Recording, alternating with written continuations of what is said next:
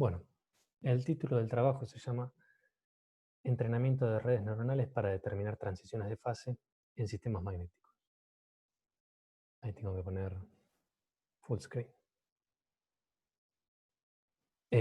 Lo hicimos junto a Inés Corte, Marcelo Arleo, Carlos Lamas y yo. Por ahora está en Archive, está en etapa de referato, con este título. Y somos de La Plata, del Instituto de Física de La Plata. Bien. Entonces voy a contar haciendo una introducción fugaz a las redes neuronales más básicas. A izquierda la densa, a derecha la convolucional. Comienzo por la densa porque es la más simple, la cual tiene capas de neuronas, estos conjuntos verticales de circulitos, digamos. Está la capa de entrada, al menos tiene que tener una capa oculta como mínimo, y después tendrá eventualmente la salida. Lo que pasa en cada neurona esencialmente es nada más que combinar linealmente todas las variables de la capa anterior, sumarle algún término independiente, y lo que sale de la neurona es la aplicación de una cierta función de activación G a esa combinación. Esta G justamente introduce no linearidades en el sistema, que de otra forma solamente combinaría linealmente las variables. En nuestro caso particular, el input son configuraciones de espines de Ising que sacamos de un Monte Carlo. Y los parámetros ajustables de la red neuronal son justamente todos los B y todos los W para todas las neuronas de la red. Entonces, la tarea usual de una red neuronal es la de clasificar datos. Es un clasificador. Para ello hay que entrenarla, y para entrenarla uno tiene que tener un cierto conjunto de datos de entrenamiento etiquetado, de manera tal de que uno conoce a qué clase pertenece cada elemento y se lo dice a la red para que ella ajuste sus datos de la siguiente manera. A la salida de la red neuronal hay probabilidades, en este caso es un output binario, que podría ser entonces orden o desorden, por ejemplo, y la red computa una cierta probabilidad de estar en una u otra y calcula una cierta función distancia entre su output de probabilidad y la etiqueta que yo le di, que yo le digo cierto dato está en tal fase o no. Y entonces minimiza esa distancia y ajusta sus parámetros. Una red convolucional está compuesta por una red densa al final, pero antes tiene una serie de filtros, que suelen estar representados así por estos esquemas, los cuales consisten en operaciones locales que se realizan a lo largo de toda la imagen, y también son operaciones locales ajustables, o sea que las aprende minimizando la misma función costo. Y tienen la particularidad de que son especialmente buenas para reconocer justamente patrones en la data, simetrías, etc. Entonces, algunos resultados. Acá voy a mostrar probabilidades, que son dos, orden-desorden, por supuesto complementarias, versus temperatura, para la red hexagonal a primeros vecinos de Ising antiferromagnética, bien, con una red convolucional. Entonces vemos que, digamos, tenemos la probabilidad de que los datos estén ordenados y que estén desordenados. Y acá hay algo muy importante, que la zona sombreada es una zona correspondiente a conjuntos de datos que no le dimos a la red neuronal mientras la entrenábamos. Es decir, de que solo la entrenamos con datos que están bien ordenados, digamos, o bien desordenados. Si alguien se pregunta dónde están los hexágonos en esta foto, tiene que ver con que esta es la matriz que yo le doy de input, entonces tengo que mapear el problema de la red hexagonal a una cierta matriz, y así se ve el orden de Snell a baja temperatura para la red neuronal. Y lo que vemos es que en la zona en la cual no entrené a la red neuronal, es la zona de transición, a propósito, y ella sola, con lo que aprendió a los costados, puede predecir correctamente la temperatura crítica de transición, que en este caso, para este sistema en particular, tiene solución exacta en el límite termodinámico analítica, y está representada por esta línea punteada vertical, y vemos que el acuerdo es excelente. Entonces, justamente, en la zona de la transición, los datos están de alguna forma en el medio entre unos y otros, y ella está pudiendo ahí predecir en esa zona en la cual no había visto ningún dato en el entrenamiento.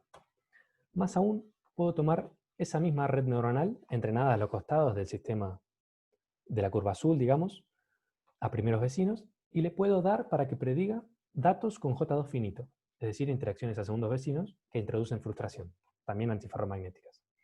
Y vemos que la red predice sobre esos datos ciertas temperaturas críticas de transición, y lo hace, de hecho, muy bien.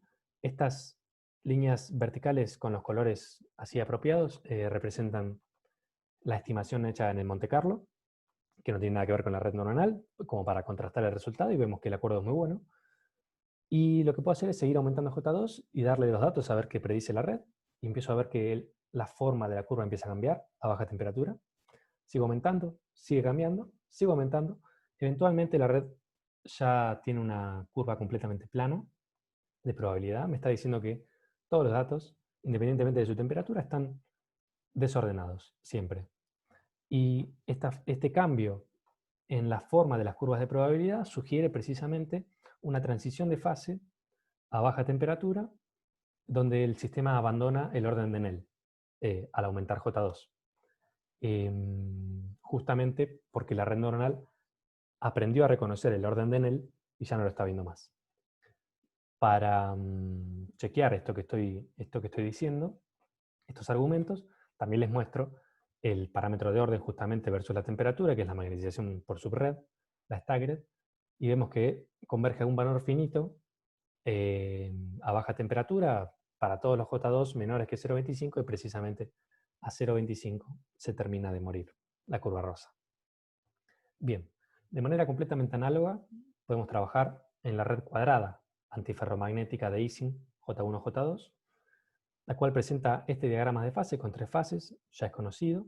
El orden de Snell, bueno, esto es temperatura eje vertical, J2 es segundos coupling a eje horizontal. Tiene 3 fases, la que tiene orden de Snell, la que tiene orden colineal y la paramagnética a alta temperatura.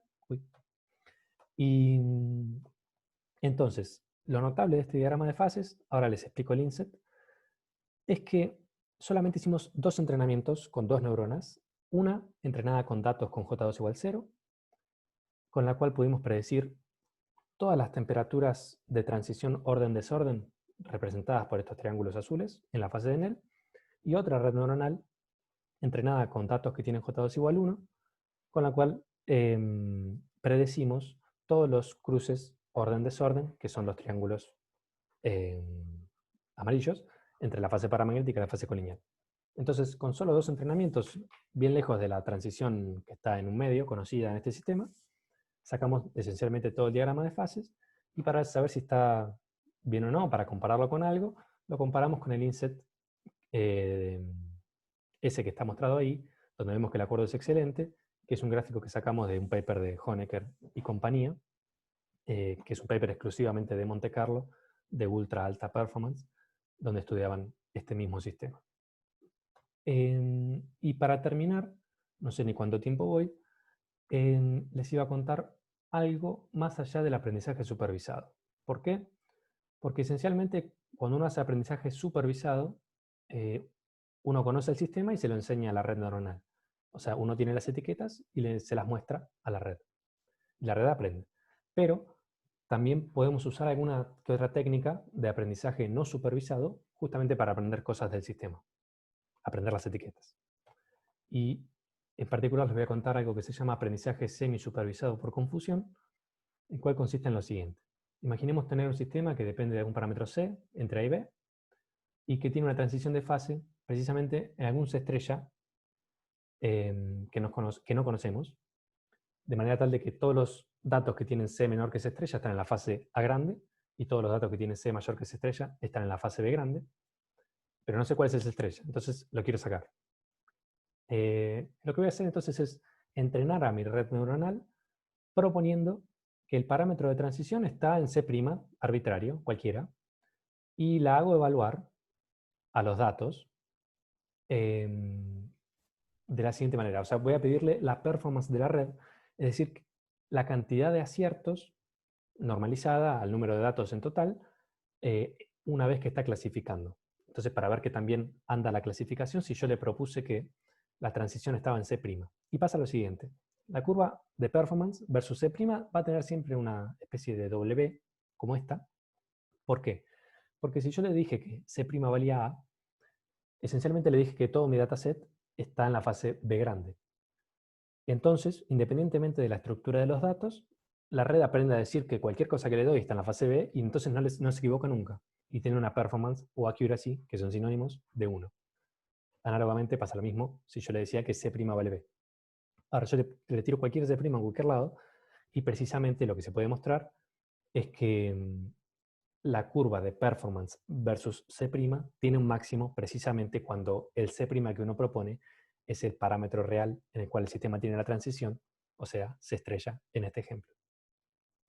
Aplicamos esta forma de aprendizaje semi-supervisado a la transición de fase entre el orden de Snell y el orden colineal que tiene el sistema que hablaba recién, la red cuadrada antiferromagnética J1, J2 de Ising, a baja temperatura, que tiene precisamente la transición en J2 igual a 1/2. Y entonces lo que hacemos es, lo que expliqué recién, hacemos sucesivos entrenamientos afirmando de que la transición en realidad está en 0,1, en 0,2, en 0,3, en 0,4, etc. Y precisamente obtenemos un pico para cuando le dijimos que la transición estaba en 1/2. Entonces, por supuesto que este resultado ya lo sabíamos, pero lo asumimos desconocido y lo reobtuvimos usando redes neuronales. Y entonces, bueno, ahí terminé. El resumen, conclusiones y perspectivas es que entrenamos redes neuronales para clasificar fases magnéticas. El concepto clave es transfer learning, que no lo mencioné, pero es la palabra que engloba todo. Es decir, que hacemos predicciones con redes neuronales más allá del conjunto de datos en el cual fueron entrenadas, como esto de entrenar a los costados y predecir la temperatura crítica, y más aún, darle datos de un modelo que está frustrado, habiéndola entrenado con un modelo sin frustrar, etc. Y por último les conté esto del aprendizaje semi-supervisado por confusión, el cual te permite encontrar algún parámetro completamente desconocido. Mirando imágenes del sistema, sin definir un hamiltoniano, sin definir nada, lo cual es bastante impresionante. Y perspectivas, queremos tratar por supuesto sistemas cuánticos, que es completamente posible y está en auge ahora. Queremos implementar también más técnicas de aprendizaje no supervisado, porque son muy divertidas, y puse etcétera, etcétera, etcétera, porque justamente esta área explotó completamente. Así que eso es todo. Ahí dejo mi mail y el título del trabajo por las dudas.